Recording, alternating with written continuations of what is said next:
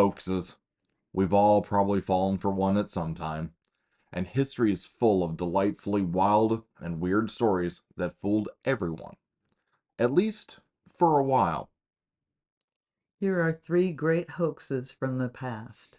We've got giants and aliens and Batmen living on the moon. Let's dig into this.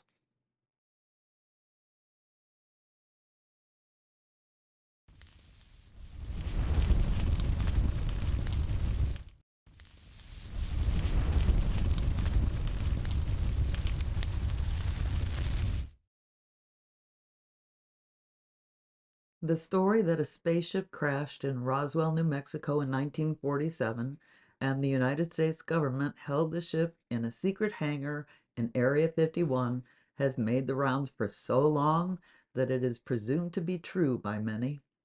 Way back in 1995, claims started to appear everywhere, saying Area 51 not only had spaceships, but an alien. The story said the alien had died in the Roswell crash or a short time after, and his body was autopsied. In a TV special run 3 times and watched by 11.75 million people in just the third airing alone, film of this autopsy was shown. People were amazed by the shaky and grainy footage, and even though the show was called Alien Autopsy, Fact or Fiction, many people believed it was real. Some still do. Ray Santilli of London said he purchased the film from a military photographer in 1992.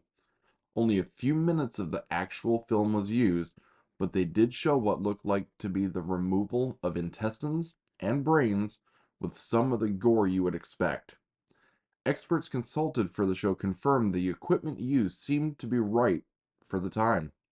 Within 3 years, Fox, which ran the show, claimed it was a hoax. Of course, this was in a new show called World's Greatest Hoaxes.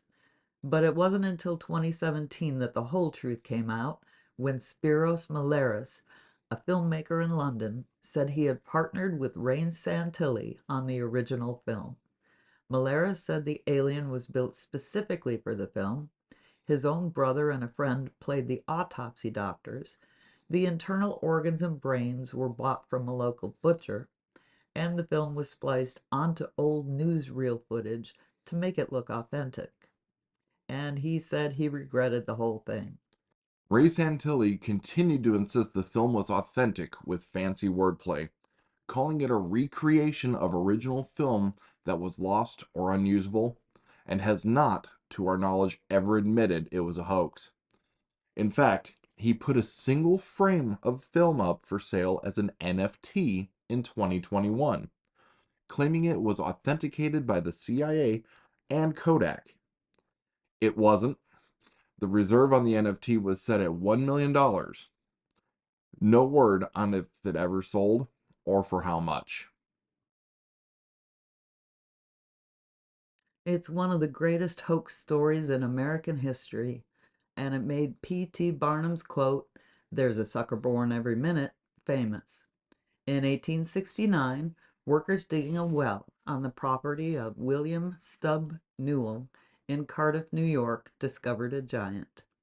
And what a giant he was! 10 feet tall and weighing 3,000 pounds, everyone who heard about the petrified man wanted to see him. Stubb Newell put a tent up around the giant and started charging folks 50 cents to see the amazing find. That was somewhere around $10 a head in today's money, an enormous amount for most folks. Thing is, he wasn't petrified. He wasn't a giant. He wasn't even a man. He was the invention of George Hull, who believed in science and evolution and had gotten into quite an argument with the Reverend Turk at a church revival meeting. Reverend Turk believed every word in the Bible was true, including the book of Genesis saying giants had once lived on earth. Mr. Hull disagreed. A revival meeting probably wasn't the best place for Mr. Hull to try to prove his point, and by all reports, he left the meeting thoroughly defeated, and with a plan to prove how easy it would be to fool people. Hull and H.B. Martin bought a 10-foot, 4.5-inch block of gypsum from a quarry in Iowa, saying it was for a statue of Abraham Lincoln, who had been assassinated just 3 years earlier.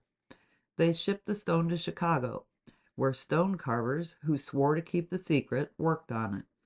It was carved to look like Hull, and then beaten and stained and rubbed with sand and muriatic acid to make it look ancient.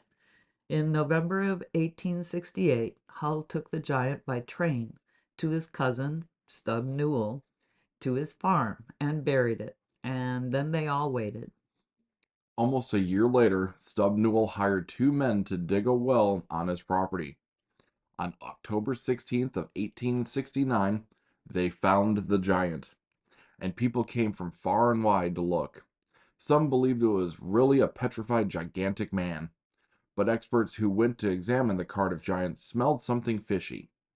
A well-known geologist said it couldn't be a man and thought it was a statue carved 100 to 200 years earlier to impress Native Americans. Other experts noted there was no reason for a well to be dug on the farm, and tool marks on the stone had been modern. The public was convinced. Hull sold the Cardiff giant to a group of entrepreneurs who took him to Syracuse, New York, and put him on display. It drew huge crowds. P.T. Barnum, always on the lookout for a good way to get folks into his museum, offered $50,000, well over $1 million today, for the giant. When the owner said no, he created his own. A member of the owners group called the Barnum's giant a fake, saying there's a sucker born every minute, a quote mistakenly attributed to Barnum ever since that day.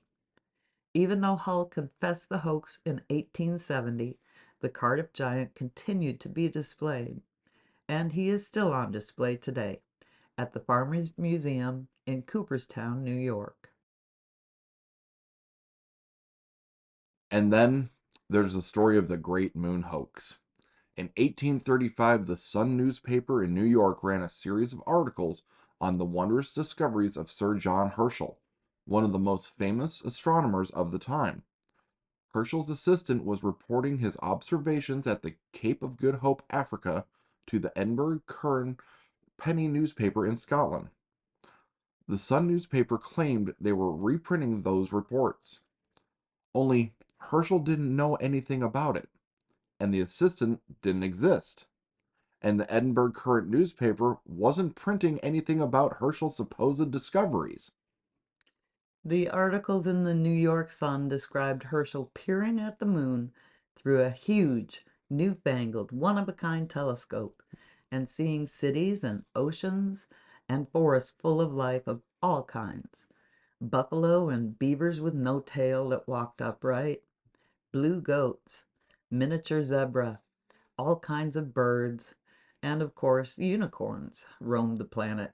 And then in the fourth report, furry humans about 4 feet tall with bat wings were seen walking and flying and building temples.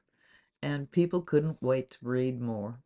The author of the article was really Richard Adams Locke, and the Sun newspaper reaped the benefits of his story, selling more copies with each article.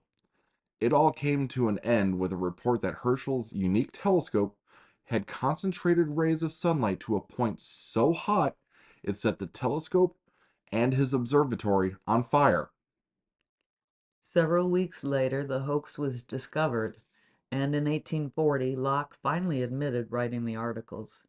The New York Sun never printed a retraction, and Sir John Herschel, the famous scientist used without his knowledge to give the hoax credibility, was actually amused by the story at first, saying it was much more exciting than his real observations. But eventually he got tired of having to explain the whole thing to people who still thought the story of Batman on the moon was all real. We hope you enjoyed this video, Please don't forget to like and subscribe. and we'll see you on the next one.